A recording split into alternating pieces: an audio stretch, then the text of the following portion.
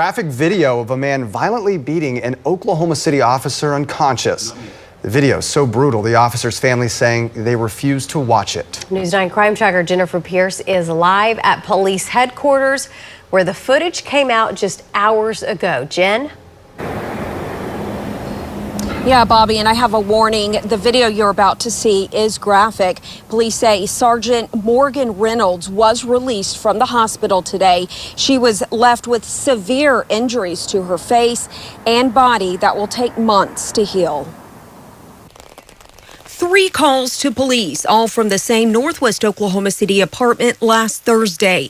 A woman reported her boyfriend, 26-year-old D'Angelo Wright, was intoxicated, allegedly strangled her, and was starting fights with her friends. No, D'Angelo! Officer Morgan Reynolds arrived alone to the 3rd call. During a pat-down, Wright turned violent. He turned on the officer and began to violently attack her, hitting her and causing her to go unconscious. Wright's girlfriend and a man attempted to stop the brutal attack, but Wright turned on them. That suspect then turned to the witness and attacked the witness, and then ended up fleeing the scene prior to the other officer's arrival. Officers later found Wright hiding in an apartment complex laundry room. The unconscious officer was rushed to the hospital. Her mother noted in a Facebook post her body is damaged and that Reynolds underwent surgery over the weekend. Court documents indicate Reynolds suffered a possible skull fracture, orbital fracture, concussion, fractured jaw, and several broken teeth. And Wright is being held in jail on a $10 million bond. He faces charges of aggravated assault on an officer, domestic assault and battery by strangulation, and disrupting an emergency phone call. Live at police headquarters. This is the book of 1 Timothy chapter 2, verse 12. But I suffer not a woman to teach, nor to usurp authority over the man, but to be in silence. Koho layamla, abanawa Yahweh Bahashim Yahabashai Bahashim Rakak Redash. Double honors to the elder apostles and elder bishops of Great Millstone who rule well. Salutations to the Akim out there on the highways and the byways. Salutations to the hopeful elect. Salutations to you speckled birds, you Israelite foreigners. And shalom to the Akwaf, sitting and listening in silence as the scriptures say to do so. 1 Timothy chapter 2, verse 12. But I suffer not a woman to teach, nor to usurp authority over the man. And that's the main point we want for this lesson, the main part of this precept that we want to bring out. Because a woman is not supposed to have authority, not supposed to be in a masculine state, not supposed to be in a position of power against the man. And as you see, a woman going to a domestic call, which should obviously be common sense. It should literally be common sense for you as a woman to know that you need a man to accompany you at encountering this call, man. That you as a woman should not go and think you're a macho man, and thinking that you can compete or even, you know, what's the word I'm looking for here? Salakia. Man, it's right on the tip of my tongue, man. Detain a man, Salakia. That you can detain a man, is off, man. You know, this woman should have known, but at the end of the day, it's of Yahweh Hashem Yahweh Shai. This was judgment from the Lord, man. Okay? And this is just the beginning of the judgments that he's going to bring forth, man. So again, 1 Timothy chapter 2, verse 12. But I suffer not a woman to teach, nor to usurp authority over the man. And Babylon the Great, aka America, gives women the privilege, the advantage to have authority over men. Okay, again, police officers, judges, magistrators, lawyers, okay, general managers, all types of nonsense, man. Okay, this society, this captivity literally gives women okay, and props them up on a pedestal to have authority over men. Okay, so everything is upside down. Let's grab that precept. Okay, and everything's going to be put back in its rightful position. Okay, and that's what the Lord is showing forth, man. The error of your ways, man. Okay, so this is the book of Isaiah, chapter 29, verse 16. Surely you're turning of things upside down. Okay, surely you're turning of things upside down. Esau has turned everything upside down. Everything is off course. Everything is not in its rightful position.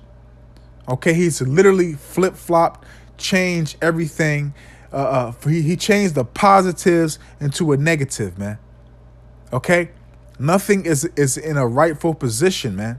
Again, common sense. This woman should have not to have a thought in her mind to go to a domestic violence call by herself without a company of a male officer.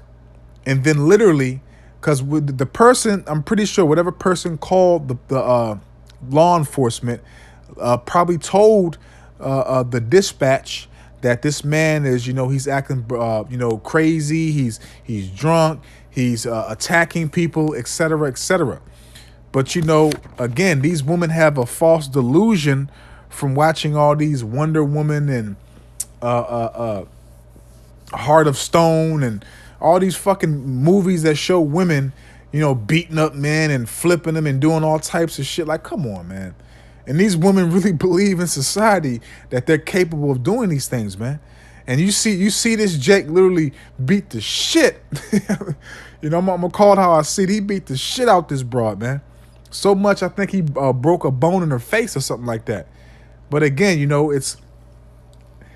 it also goes into Proverbs chapter 30. Nobody's supposed to be in your business when it comes to you and your wife, man. Okay, Sirach chapter 11, man.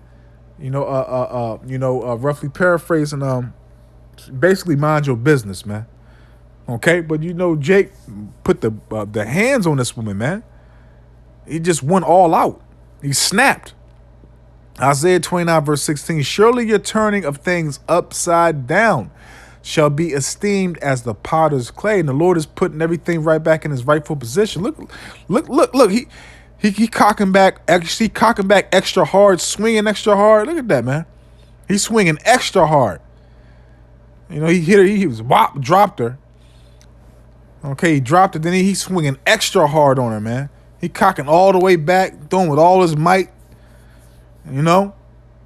So, man, look, man.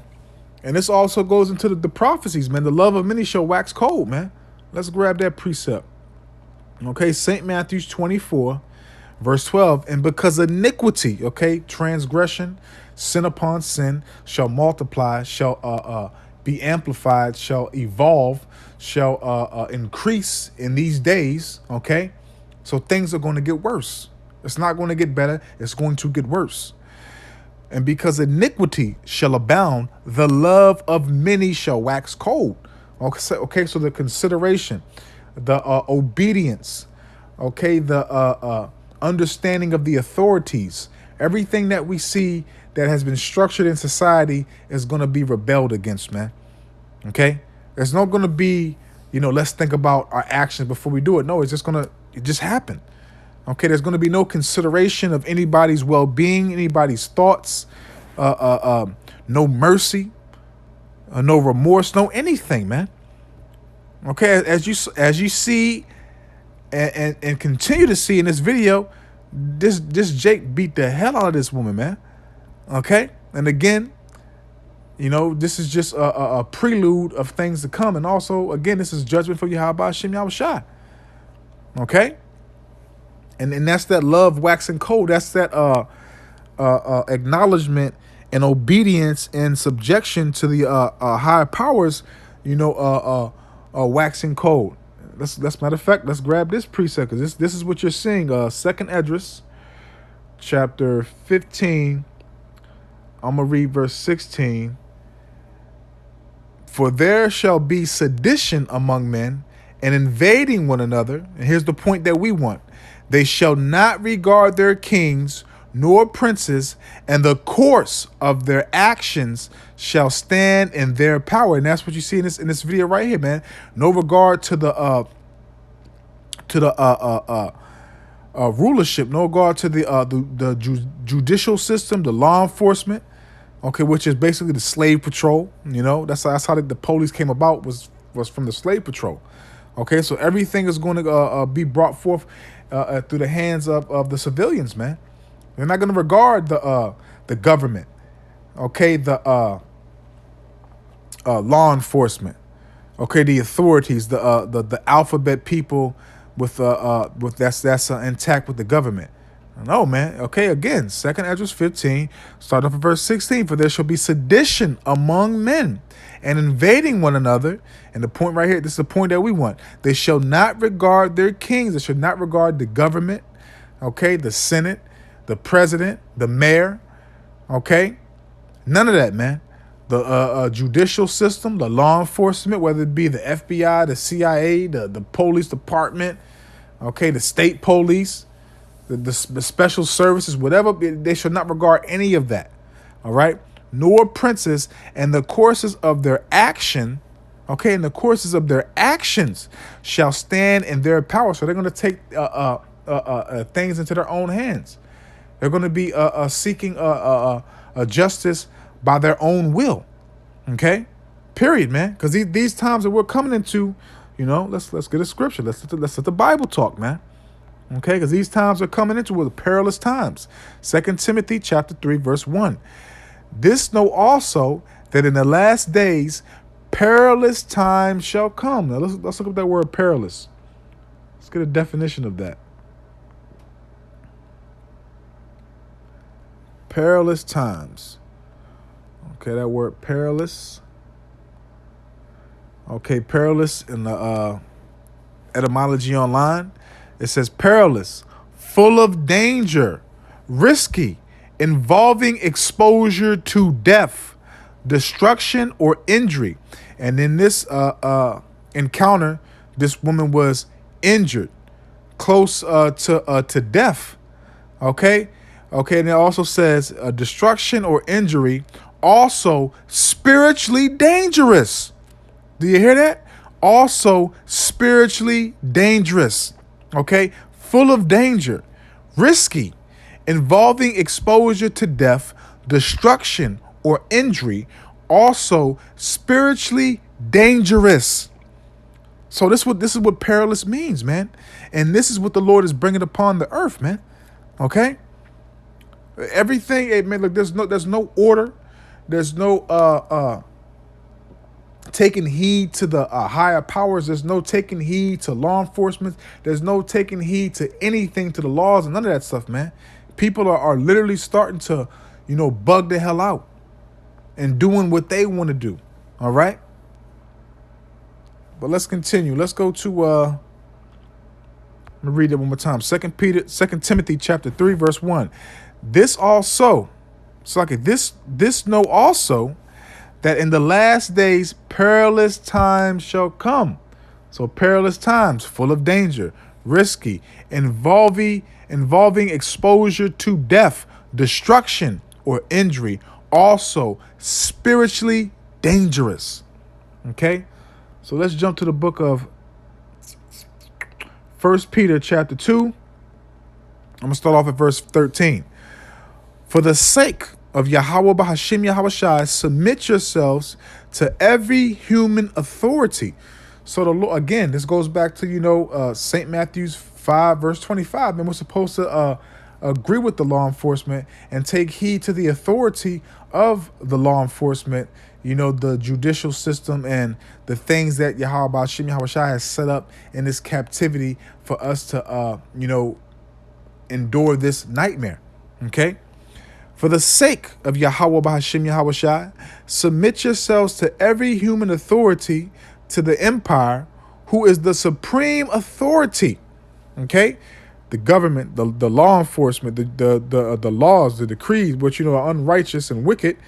But, again, as we always state, we were sent here to be chastised, to be punished. We were sent here to have a comfortable a relaxation life and to live prosperously, man. No, we were sent here to be to get our asses kicked, man.